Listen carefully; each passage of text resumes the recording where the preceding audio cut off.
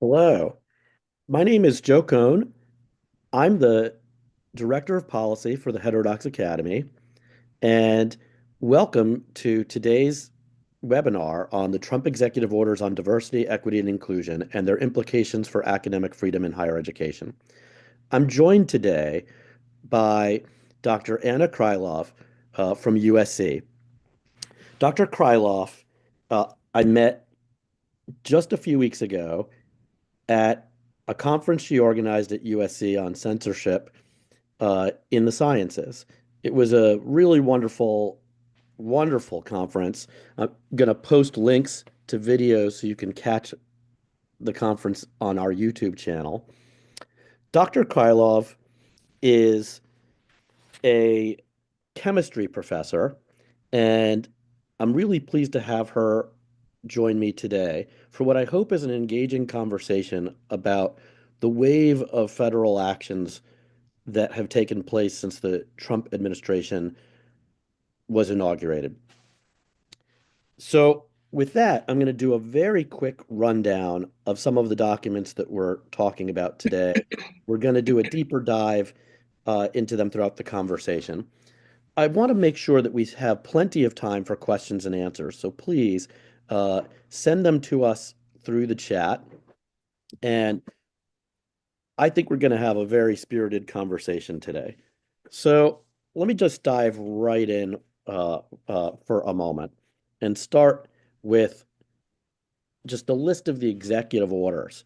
There was an executive order on ending radical and wasteful government DEI programs and preferencing. Another one on ending illegal discrimination and restoring merit-based procurement. A third one on defending women from gender ideology, extremism, and restoring biological truth to the federal government. And another one just added last night on additional measures to combat anti-Semitism that supplemented an executive order from Trump's first administration on that topic.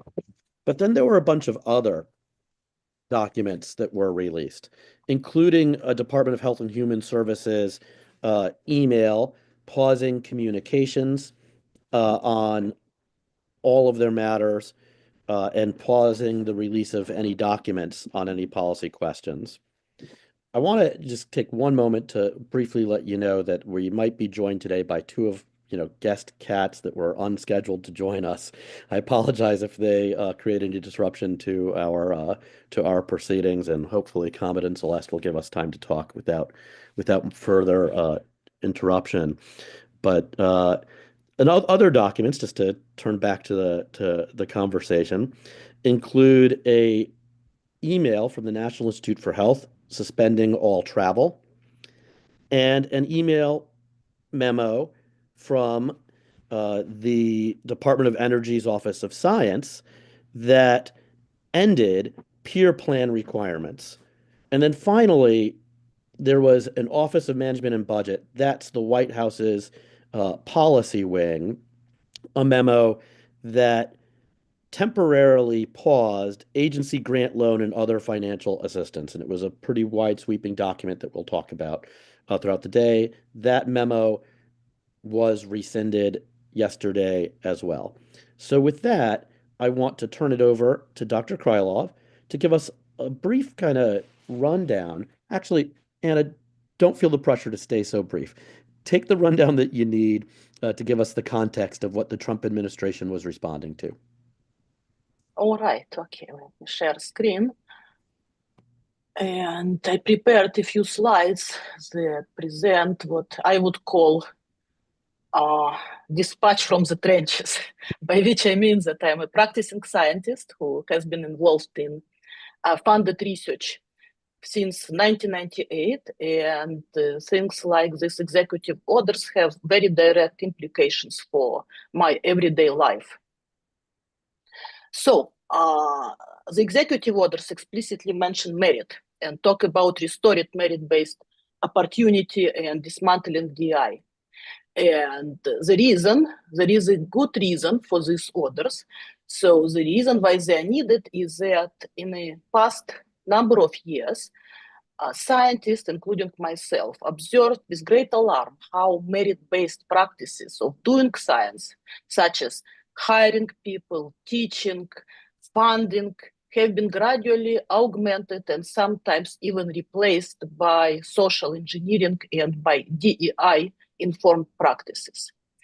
So in 2023, me and a number of collaborators wrote a paper about it, documenting what happens with many examples, with the intent to raise an alarm about these practices.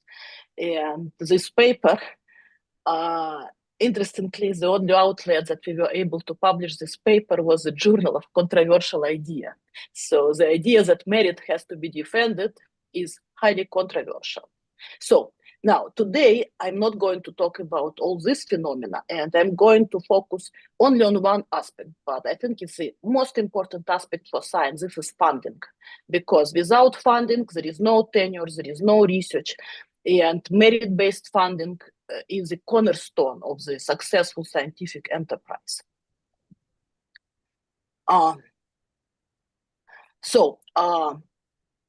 To set these executive orders in context, I want to overview the situation with funding that developed in the past few years.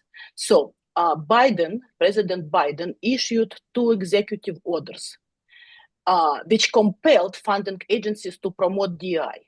Now, we did have some grassroots activists and funding agencies for many years, but these orders directly compelled them to put diversity plans and perform this in much more active way. So in response to that, funding agencies established new and costly bureaucracies. For example, NSF in just 2022 dropped $2 million to hire 25 new staff people plus chief diversity officer. So that's a direct expense of federal money for bureaucracy.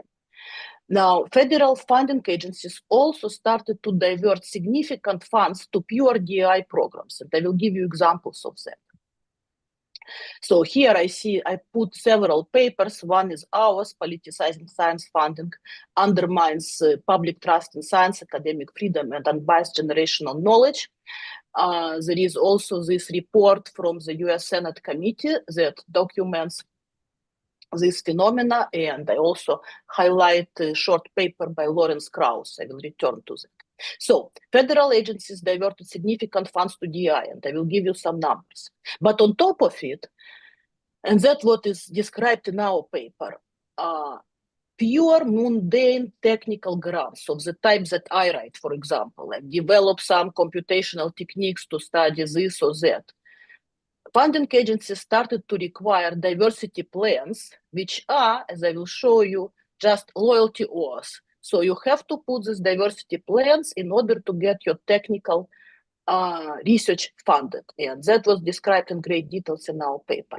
So here is, if you go to NS2 websites of our funding agencies, you will see these elaborate statements and plans that talk about diversity, equity, inclusion. They talk about systemic racism. They talk about things that have no bearing on their missions. Here is just one example from NASA. If you dig out what is NASA mission statement, it's that NASA explores the unknown in air and space, innovates for the benefit of humanity, and inspires the world through discovery. Okay, that sounds reasonable. Now, if you go on their website, the first thing you see is that we are a diverse team united by a shared purpose. We are committed to building a workforce that reflects the diversity of American people. Okay, so they are committed to building a diverse workforce, but their mission is space exploration. So space exploration should come first. They should be committed to building a workforce that excels in space exploration, but not diversity requirement. So that, again, reflects how funding agencies complied with Biden orders.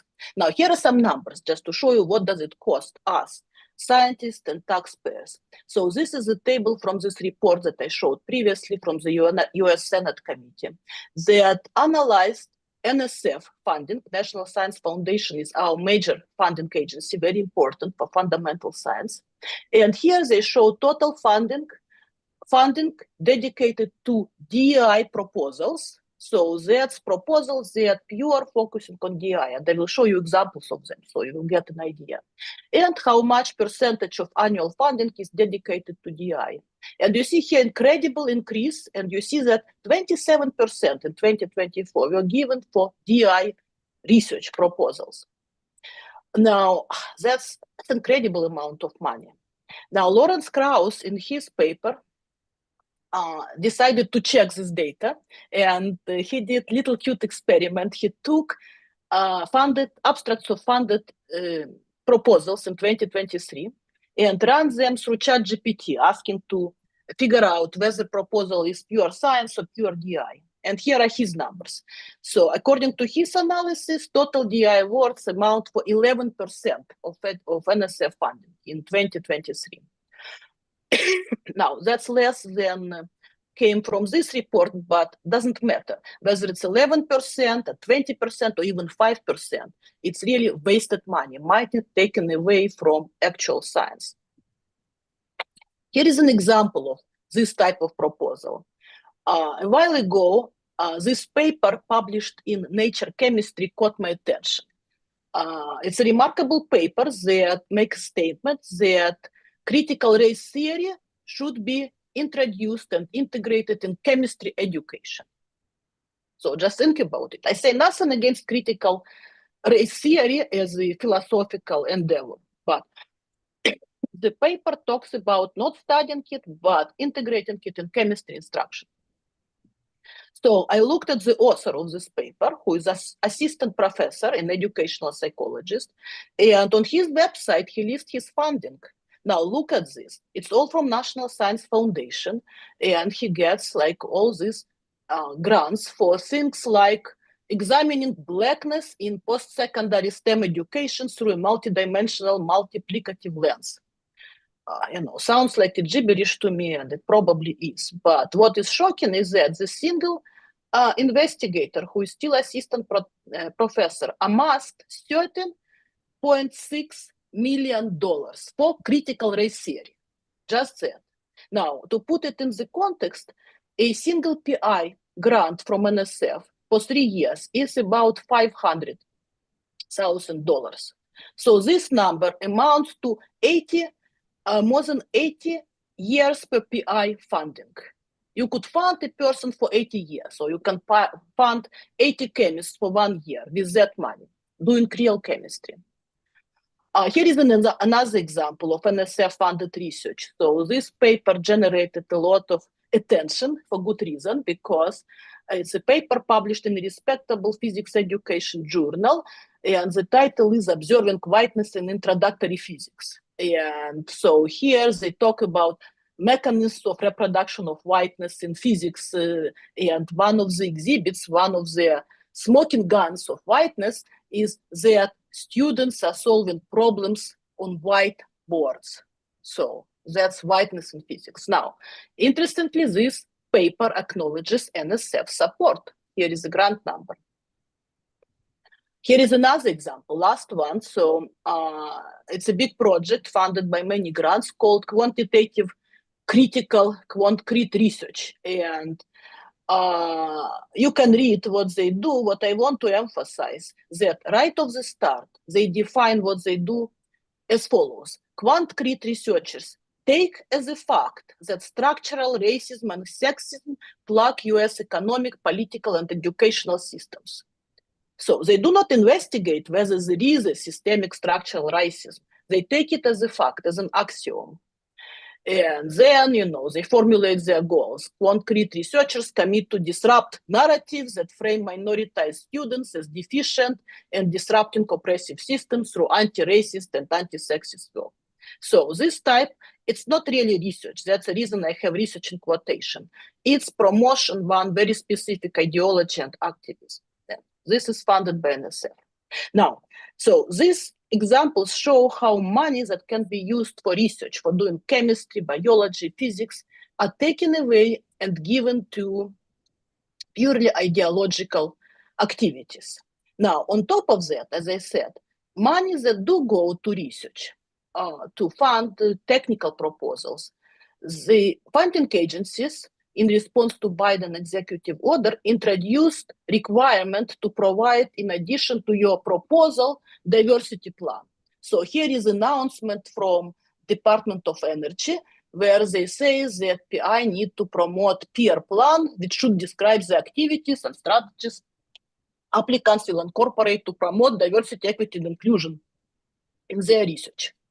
So if I want to do solar cell research, I need to put some effort aside to promote diversity, which really doesn't make sense to me. Now, this was rescinded. I will get back to it due to executive orders. Now, interestingly, also, I wanted to share this quote from DOE Equity Action Plan, which in a truly Orwellian way says that in response to this executive order, they will update DOE merit review program to improve equitable outcomes for DOE awards. Now, equitable doesn't mean fair. Equitable means equal outcomes for different identity groups. So basically what they say is that they will replace merit by equity to make sure that we have proportional outcomes for every identity group. So more about these plans, because I think in the context of free speech and academic freedom and things that Heterodox Academy is care about, I want to make sure that you understand that these plans are not something innocent. This is truly compelled speech where PIs are requested to subscribe and accept very specific ideology. And you do not need to dig deep to find it out. Here is an example from slide presentation shared by two program officers from NASA, where they describe and give PIs instructions what should be in the inclusion plan. So they are very specific. They tell that you should request time and put some effort into promoting DEI activities. Now, they go beyond that. They say that it's not enough that you put your time. They say that you should hire from your technical grant DEI specialists, consultants, and also in parentheses, see what they say, consider paying them well too. So they want you to pay to these DEI grifters. So they ask you to put funds to support DEI activities and all that. And what is very important, they explain how these grants, how these plans will be evaluated. So they will be evaluated by panels that consist 50% of scientists and 50% of DEI specialists. And they say, assessment of the inclusion plan will be based on the extent to which the inclusion plan demonstrated awareness of systemic barriers to creating inclusive working environments that are specific to the proposed team. Which means that if you say that my team is fine, we do not have any barriers, you're out. You really need to subscribe and to make a statement, ideological statement that yes, systemic barriers exist and that's how they manifest in our group. One more example that is relevant to executive orders, I think that's next to last slide. So that shows how these programs, the funding agencies started to put money into practices that should be illegal, such as race hiring, race-based or gender-based hiring. So this is NIH FIRST program. It has been covered extensively by John Saylor, who collected a lot of information about it. So they give money for universities to hire assistant professors working on NIH topics and give them startup funds. So it's a good deal for universities. But there is a caveat. They want only to hire diversity, underrepresented groups. And Saylor dug out a lot of information that shows how this hiring is done, including internal communications that shows that basically, they were hiring people by their immutable characteristics. But you do not need to dig this information and request it. You can just look at NIH website and read abstracts of funded proposals. So I put here several. So one from Northwestern, so you can see also axiomatic acknowledgement. We acknowledge that systemic racism has persisted in biomedical science. That's the starting point. So what do they want to do? Cornell says we will support hiring and retention of 10 new assistant professors from groups underrepresented in their fields. So basically, they say they only will hire people of certain minority status. And others are like that. So this is openly posted on NIH website, and it does give an illustration that this is what I think is reasonable to describe as illegal discrimination. So executive orders address these issues, and that's given how deep this corruption of science funding is, I think they're quite necessary. We see already first welcome results of these executive orders. There were memos from NASA and DOE that dropped these requirements of these diversity plans. So this is good. I'm celebrating that. I'm cheering for that. I think they have no place in science funding. NSF closed some diversity offices and put some of these bureaucrats on leave. So this is good.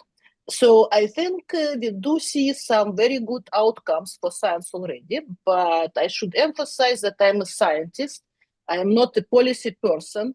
I'm not even a native English speaker, so I do appreciate that we should be careful with these orders and look very carefully at language and the implications, and I'm looking forward to hear opinion of an expert and see whether there is a danger that this executive order will overdo and take us somewhere where we do not want to go. Well, I want to thank you, Anna, for that rundown.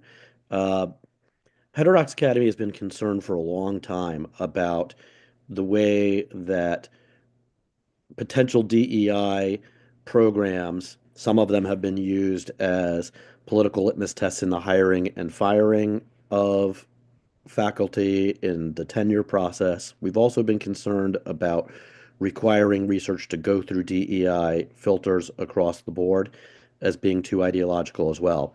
But our interest is not in the merits of DEI one way or another. For Heterodox Academy, our concern is about open inquiry. We're concerned about political litmus tests regardless of the source and the direction that they're coming from. And it's through that kind of principle that we were evaluating each one of the documents. So, undoubtedly, prior administration had created and fostered a situation where there were some ideological filters in place with respect to research. And I think it's well cataloged as you just went through how it also affects sometimes, the research on the ground, what's being completed. So when we reviewed each of these actions, there were parts of them that we applauded, and there were parts that we were really concerned with. And I'm going to go through my take, Heterodox Academy's take on some of these. I posted each one of them in the chat. So if people want to look along at some of the language, they can do that.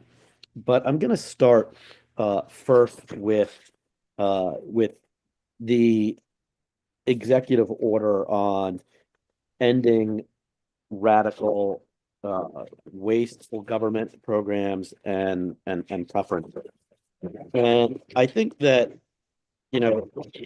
what stood out to me was language where it said that each agency, department, commission, I'm not going to read the whole thing, was supposed to take particular actions within 60 days. And the actions were to terminate to the maximum extent allowed by law all DEI or DEIA and environmental justice offices and positions, including but not limited to chief diversity officers, equity plans, equity actions, initiatives, and programs, equity-related grants or contracts, all DEI or DEI performance requirements for employees, contractors, and here's an important part, or grantees. So this could obviously have pretty huge implications on institutions of higher education who are obvious frequent recipients of federal research grants. And of course, again, I can't reiterate this strongly enough. We don't take a position on uh, DEI initiatives that aren't specifically about either research filters or hiring and firing. However, as I said before, when requirements are placed on research in a way that it filters out research that doesn't take a particular view on these issues from ever being conducted, that poses a significant academic freedom threat. And that's, why HXA launched a initiative on open inquiry in STEM in 2023. So here you have, under this language, the White House trying to take some action to stop that filter from taking place. I don't know that it's crafted with the same language of care that I would have crafted if they asked me for input. For example, um, if someone had studies that were more related to substantively DEI topics, there's no reason why DEI research should be forbidden across the board. It's obviously going to be relevant and salient to some topics. Um, so, I would have liked to have seen an exception very clear in the executive order Mm-hmm. for that. But the general gist and direction of saying no more of the ideological filters is something that we were pleased with in that, executive order. The EO on ending illegal discrimination and restoring, merit-based uh, uh, uh, opportunities was an interesting one too.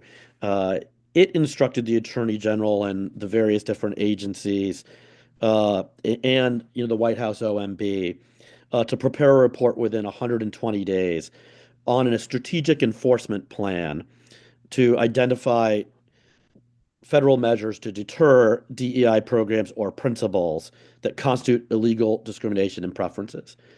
To the extent that it's talking about just hiring and firing practices that might have been implemented where there were racial or other demographic requirements that violate, Title VII, for example, that wasn't so concerning in its face in terms of the direction of trying to get rid of those kind of discriminatory practices. But when you get into the nitty-gritty, it also says that as part of the plan, each agency shall identify up to 9 potential civil compliance investigations of publicly traded corporations, large nonprofit corporations or associations, foundations with assets of $500 million or more, state and local bar and medical associations, and institutions of higher education with endowments of over $1 billion. So, they're talking about like selecting highly visible targets to make the point. Um, so one thing that I think is a positive thing to note, to just for clarity for people who haven't done a deep dive into the text itself, what you're hearing so far looks a little bit like, the Stop Woke Act in Florida that tried to enter into college classrooms. But what distinguishes this executive order and what's different from it, and importantly in the positive direction, is it has express language that says that the order doesn't prohibit, I'm quoting here, persons teaching at a federally funded institution of higher education as part of a larger course of academic instruction from advocating Mm-hmm. for, endorsing, or promoting unlawful employment or contracting practices prohibited by this order. So if someone thinks that none of these practices should be illegal, they can teach it. There's no ban Mm-hmm. on CRT here or any other, issue here. What, however, still is a problem, though, uh, is that it also puts on the table and instructs the agencies to consider using sub-regulatory guidance as a possible tool in this enforcement plan. What's disturbing about that, and I hope I'm not getting too deep into the weeds here, so I'm going to try to not use legalese here. The government has at its disposal the ability to do laws, to do regulations that are also binding on people, but also sometimes they do guidance documents that aren't supposed to be sorry, aren't supposed to be binding or enforcement mechanisms, but are instead supposed to just be the advice on the current thinking of an administration. This should harken back to folks in this space about the debates over Title IX over the years, where the April 4th, 2011 Dear Colleague letter on Title IX didn't go through notice and comment, so it wasn't a binding regulation, but was telling schools change your Title IX procedures, alter the due process protections, or else. And there are all of these congressional hearings where the Department of Education is saying they're not binding, but we are going to enforce them. Mhm. What's unique here and a problem here is that they suggest and recommend to these federal agencies that they consider guidance as far, as part of an enforcement plan. Mhm. Um, so, so that's that, executive order. There's another executive order that deals with gender. Um, and May I respond to the please, enforcement first before? yep. So I understand, yeah, what you say and the parallels with Stop Walk Up Act, which, yeah, problematic, are quite real.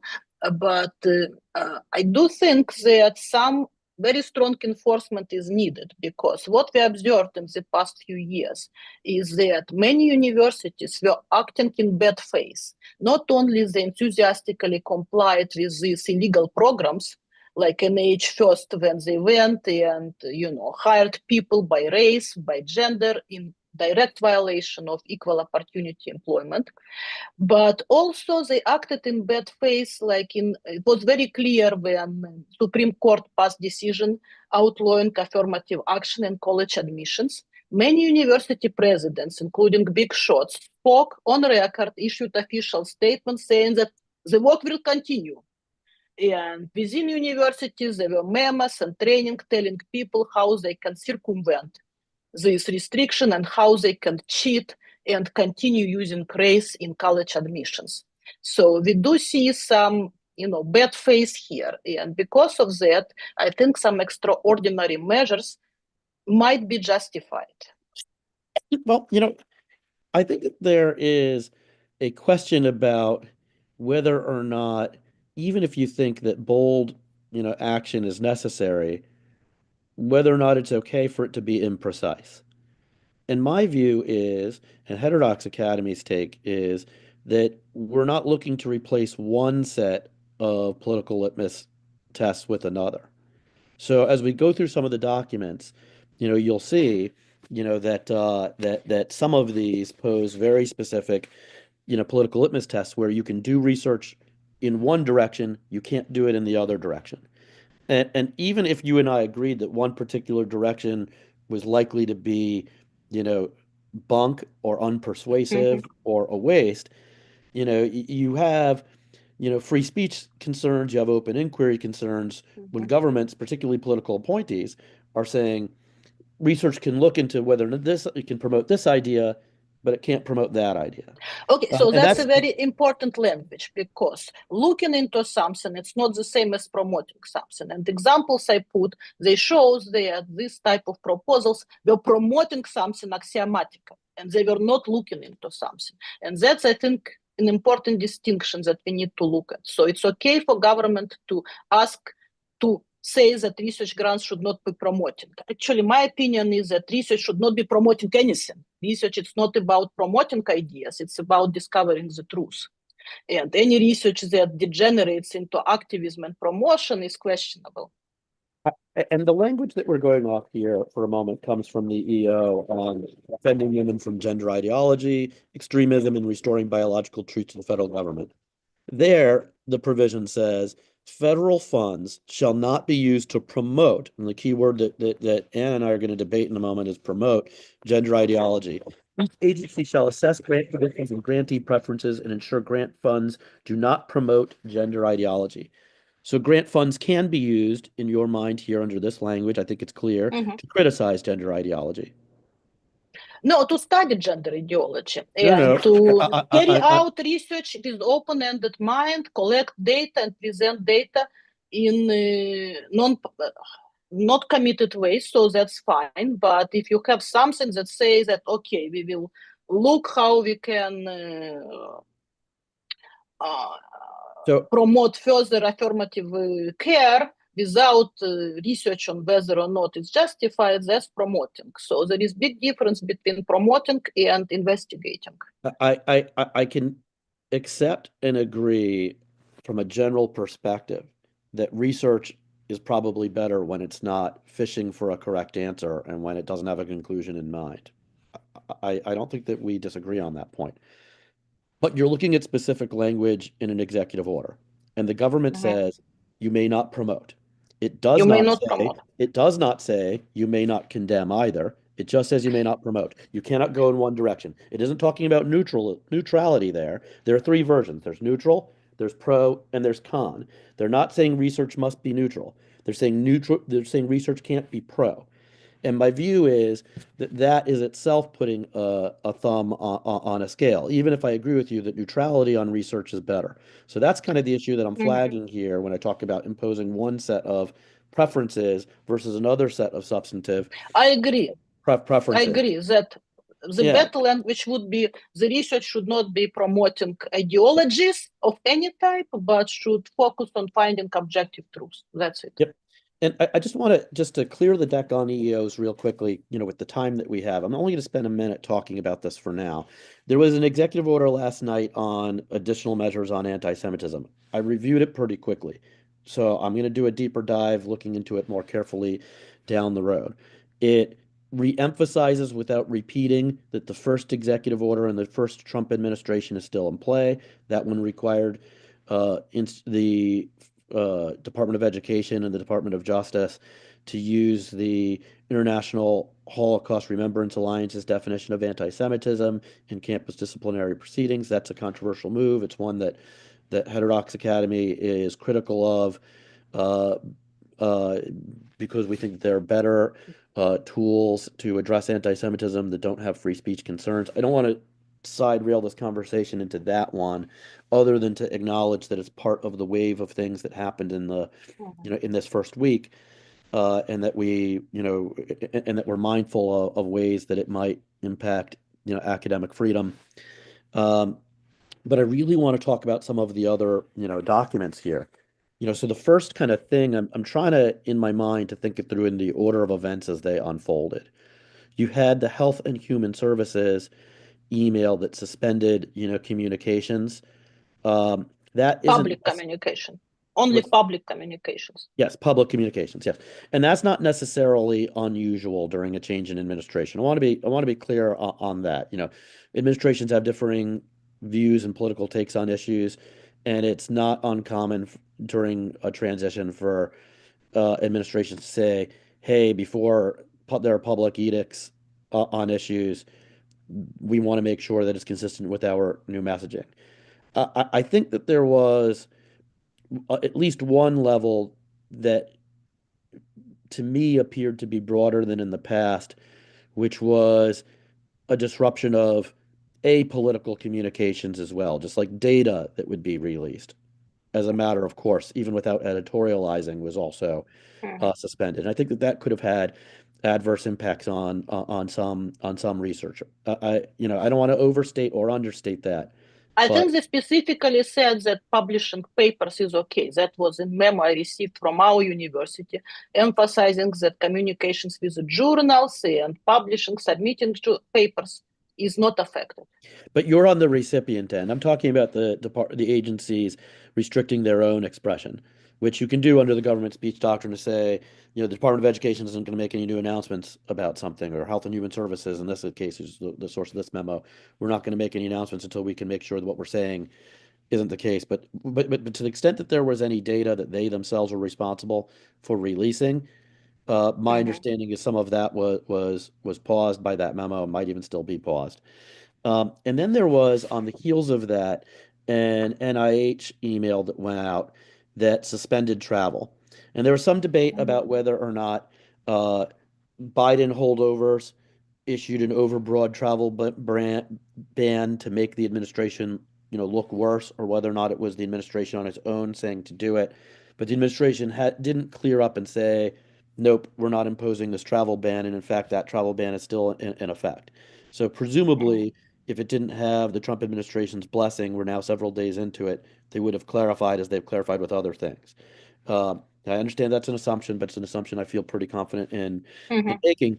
And that had, at least um, some, uh, you know, uh, that at least had some amount of implications on the process that NIH uses to evaluate pending grant requests.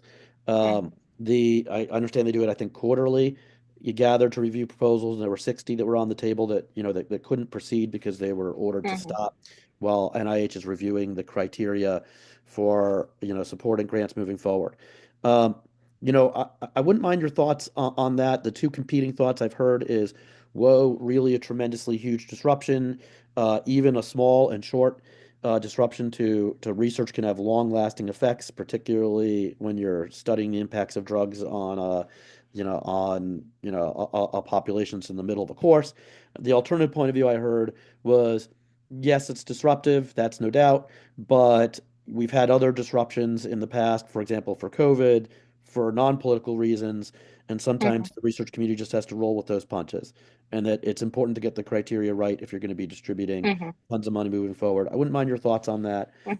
if you'd share them with us, Well, please. as a recipient of federal funding, I'm not big fan of disruptions and delays, but I would say there are rather rules than the exception. I cannot recall a single time when money came as promised and I had my funds delivered at the starting day specified in the proposal. So these are usually bureaucratic holdouts. Sometimes they're exacerbated by government turmoil and shutdowns and things like that. But disruptions are very common and delays with funding. It's not that we like them, but they exist. Now, with this particular case, I think it was justified to hold the panel reviews for NIH because like if you consider there are two type of proposals, and I showed you memo from DOE which said that these diversity plans are no longer required, and proposals will be reviewed, submitted proposals, ignoring these diversity statements. Same memo came from NASA. So for such type of proposal, it's easy to implement this and to go forward. Just continue reviewing proposals and dropping the diversity statement. Now, for grants that do have DEI components, such as, an age first program that hires people, that gives money to hire diversity assistant professors. So that's obviously cannot proceed as is and needs to be reviewed and realigned with But here's these executive orders. So that's a rationale I see for pausing the review of the proposal. but here's a concern, that I have, about that. I'm going to do a little bit of comparing and contrasting here, because I think that, there was also, action, that we saw taken on this front, from the Department of Energy, and I think that they executed it far better. So one issue is that, as your presentation, I think, very clearly, set forth, the Biden administration was either requiring or heavily, twisting the arms of folks applying for grants to include DEI components into their proposals. It is really very heavily intertwined now. And Mhm. while I share the goal to untangle that so that the research into DEI is approved when it's relevant, but not, forced upon people when it isn't, or used as a filter, ideologically. Um, how do you separate the proposals that almost all have probably some DEI component in because they were told to when they submitted it? How do so what can be approved and what can't be approved, given the current situation? And that makes me wonder whether, even someone who thinks that they should be detangled, isn't it better to detangle it once you're looking at new submissions that weren't forwarded on the old roles like one cycle later? And before I'm going to turn over to you in just a second, just because I want to contrast like what the Department of Energy did on that front. And I put that link to their email at towards the top of our conversation, and hopefully I have that in my pile of documents to read here. I'm sorry, I'm fumbling around with my papers. Um, I can't seem to find it, but I'll just summarize instead.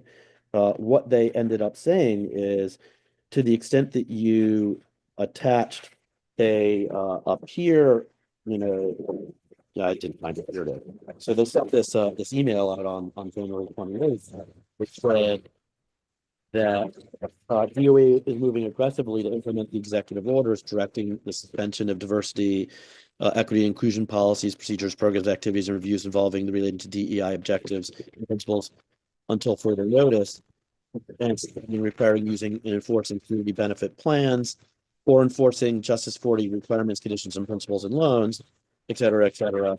And they say that we're immediately ending the requirement for promoting inclusive and equitable research that's called peer plans in Mhm, any proposal submitted. And they say, if you added a peer, section in your proposal, we're just not going to review that section. mhm. If you So wanted to that's read it very on your easy. own, you can do that too. Mhm. And we're going to So review. that's Yeah. Yeah. So for technical proposals that are focused on actual research and have these DI loyalty laws, these peer plans, it's very easy to just not review them, focus on technical and ignore what was submitted. And that's what DOE and NASA is doing. They say to reviewers, just ignore it. Now, that's easy. Now, if there were some budgets allocated for DI, that's also easy to take care. Program officer can say, we approve your proposal, but you need to rebudget your budget and remove DI related activities. That's it. Easily done, no pause necessary, they can move forward. Now, the difficult part is when we talk about proposals that are pure DI, such as this like quantum creep, when they say that they will, work on systemic racism and that sort of thing, or proposals that study whiteness in a physics classroom, or proposals that put money into hiring diverse faculty. So these obviously are not technical proposals with DI plan. These are pure DI proposals. And those should be halted, stopped, and in case there is some reasonable component to them, okay, then the PIs can be told to rewrite them completely. But for pure technical, I think we do not need any pause and we can move forward. And I think the difference between NIH and DOE and NASA is that DOE and NASA, they are mostly technical proposals on which, recently these diversity plans were put I, on. I But want to be kind of NIH a has much deeper embedded DI. I'm, I'm sorry to interrupt you here. I just want to Mhm, make sure that we have enough time for some Q&A. But before we go into Q&A and discussion, I want to make sure we talk about one of the biggest, things that happened in the week, which mhm, was the OMB memo that imposed across the board federal funding freeze. Um, that had some exceptions initially for funding that goes directly to an individual as opposed mhm, to an organization to distribute, notably programs like Meals on Wheels, Head Start, don't operate mhm, that way. Research funding doesn't operate that way, so wouldn't qualify. They had a little bit of a memo walking parts of it back with an FAQ, saying, Medicare and Head Start and programs like that wouldn't be mhm, affected. And they said student loans wouldn't be affected and listed Pell, but didn't list or talk specifically about the kinds of federal loans that go to the institution first. And and the one of the key features here of this memo is it said that the federal agencies had to submit a memo by February 10th to the Office of Management and Budget, so the White House, and it had to have senior political appointees involved in the preparation of those memos that would be received by political appointees in OMB to review for whether or not each line item conformed with the administration's priorities. That was the language that was used. It made reference to the executive orders, but wasn't limited to them. It was really broad and mhm, sweeping across the board. Um, I got to say, I found that really concerning. We issued at Heterodox Academy a statement on it earlier today. That was rescinded, but the EOs were not, and the White House press secretary has emphasized that the executive orders themselves that it was kind of trying to supplement haven't been rescinded. So um, I've never seen anything of that scope of every federal dollar going to university needs to be reviewed for conformity with any political administration's priorities. That seems like a political machine more than anything else and like a political litmus test. Uh, at the very least at the same scale of the Biden DEI, requirements on research proposals, but even broader than that because they're not because they're they're reserving the right to look into all of the activities by Mhm. grantees for conformity with their principles, which strikes me as being a real serious problem for academic freedom, and why we're urging them to stick with getting rid of political litmus tests as opposed to replacing one with another. Yeah, no, I agree that we do not want new political litmus tests, but my reading of this was slightly different. I think it is unprecedented requirement that all grants will be scrutinized by OMB, but as you said, Biden executive orders also unprecedented, and they also were enforced by OMB. And that's how we ended up with the mess we are now. Now, my concern is, right, I do not like this, but my concern is that, and I do not have solution for that, is that we see that funding agencies and universities became quite deeply corrupt. And there were many appointees put by Biden administration that were political activists with very scant credentials. And these people are still in charge. And we are now in a situation when I actually do not have much confidence in that funding agencies can write in themselves. So I think a lot of work is needed to restore trust in these institutions and restaff them with people who are not who can do proper work. So in this respect, it's an unprecedented act, but the state of funding agencies is also unprecedented. So And I appreciate you for sharing that view. I obviously have thoughts on that, but we're at 12:51, and I want to make sure we have, time to talk, with the people who are, attending and answer some of their questions. So I'm going to start with one, mhm, um, that caught my eye. One of our attendees asked, how would these EOs impact initiatives within the university? For instance, my university recently opened up applications for graduate students to compete in 3-minute thesis competition. In the application, they ask for gender and race in order to have equal representation in competitors for the first two rounds of the competition. When initiatives like these fly under the radar, or will they also be held accountable? I think it's the intent of the administration to hold, to quote, hold accountable. I mean, that's why this language is so broad and mhm, sweeping. I'll leave to others to judge whether or not that was a proper requirement to begin with. I'm sure there will be folks who think that it was, and others who think that it was inappropriate.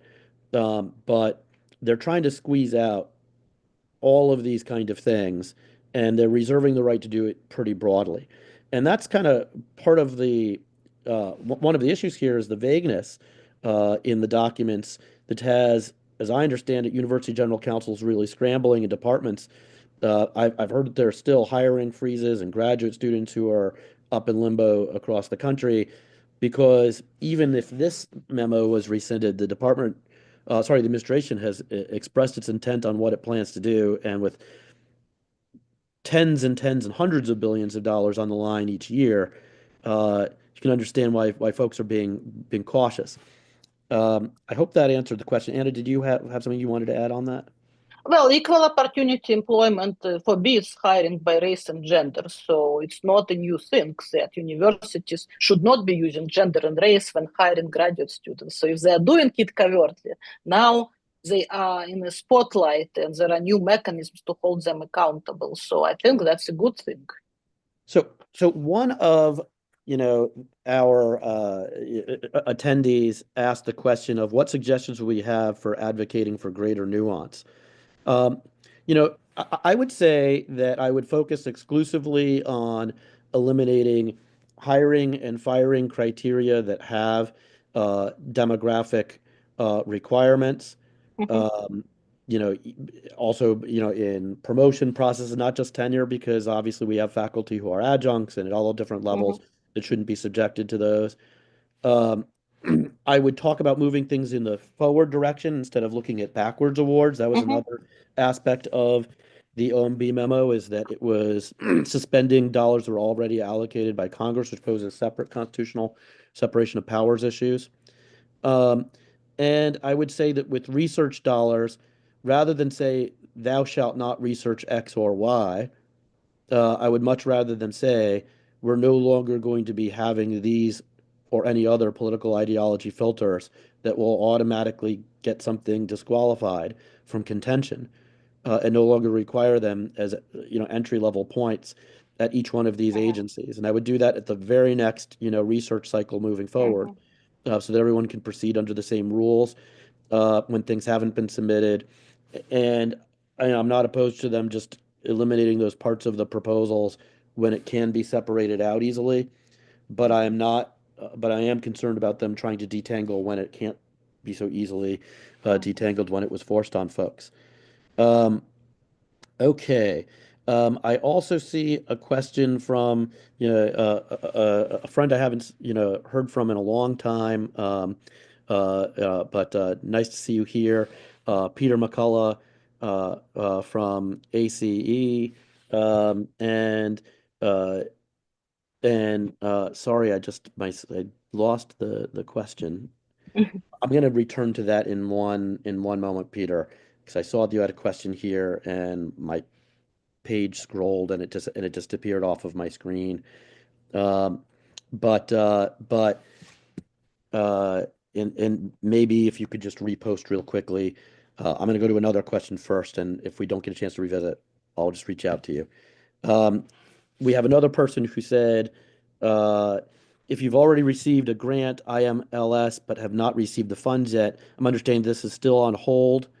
Um, until further notice with the EOs in place. We're about to start spending against the grant, but getting conflicting information. Yeah, it's an uncertain. The OMB memo ordered every dollar to be upheld until that process of the agencies submitting memos to OMB and then OMB reviewing. That has been rescinded, but the executive order saying thou shalt not be able to do X, Y, or Z have not been rescinded. So I think that they're still going to be going through uh, a process here. And I just learned this is not Peter McCullough, my friend from ACE, but a different Peter McCullough, who's an astronomer who might become a friend in the future. Nice to see you here as well, Peter. You say that the metaphor of a pendulum swinging back and forth seems inappropriate to the topic in the past decade. I suggest instead bistable oscillator, aka a flip-flop circuit that goes from one state to another with no proportionality in between. And this question is directed to you, Dr. Krylov. Uh, do you agree that it's a flip-flop metaphor is more accurate than a pendulum? I'm not so sure because so far we saw rat cheating and not a pendulum. And these liberal policies were strengthened and enforced. So now we have a little bit of weakening of ratchet, but we are not at the base yet. So I do not think, I mean, I think it's too early to judge. We will see maybe in a few months. I agree with this metaphor. But right now, I think we just see a little bit weakening of the ratchet with the intent to get back to the baseline where we are not yet at the baseline. Yep. And I'm going to try to squeeze one last question. Apologize to others whose questions I didn't get to, but we have someone who asks that do we have any tips for psychology doctoral students just beginning the dissertation process who may be leaning towards DEI type topics? Uh, I think you should pursue the scholarship you want to pursue, and there are organizations and lawyers that will help you fight for your rights if funding is cut off from you as a result. It's going to be messy. It's going to be uncertain, but sometimes standing up If for they yourself are requires. objective, they won't need to fight with lawyers. If they just put questions, research questions objectively, study them, do not fake the data to achieve a predetermined outcome. So it's activism, Per, which is per, Perhaps that's so, but I've heard and talked to members of who are part of Trump administration one, whose specific goal is not just about getting to neutrality, but about putting their boot on the neck of ideas that they don't like. It's a bit unclear if they will show that restraint that you're suggesting in the end, but I'm not seeing it yet. And so I want to thank everyone for attending today. I want to ask you guys, if you're not members, to please consider becoming a member. And I want you to suggest that you subscribe to our Substack, Free the Inquiry, and that we have a conference coming up in Brooklyn this summer. Please consider going to that as well. And lastly, we have videos from that censorship conference at USC last month that Dr. Krylov organized. I'm going to try to post the links to those videos now. It will take me a few moments before we go dark for me to grab them and post, but they are coming momentarily. And lastly, we also have a separate conversation that Dr. Krylov participated in with our uh, President John Tomasi. I would encourage you to watch that. It's really informative as well. I'm posting that here as well. Thank you so much, everyone, for tuning in. And in the 30 seconds from now, when I get this last link sent, I am gonna, uh, sign off for us. Thank you again, everyone who attended, and Dr. Krylov for your insights here. Have a good one, everyone.